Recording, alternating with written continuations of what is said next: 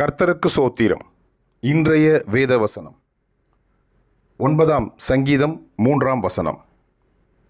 என் சத்துருக்கள் பின்னாக திரும்பும்போது உமது சமூகத்தில் அவர்கள் இடருண்டு அழிந்து போவார்கள். ஆமென். 9ஆம் சங்கீதம் 3ஆம் வசனம்.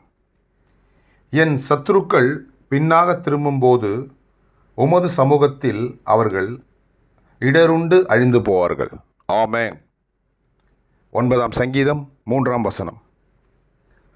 கர்த்தர் உங்களை ஆசீர்வதிப்பாராக, உங்களோடு கூட இருப்பாராக. ஆமென்.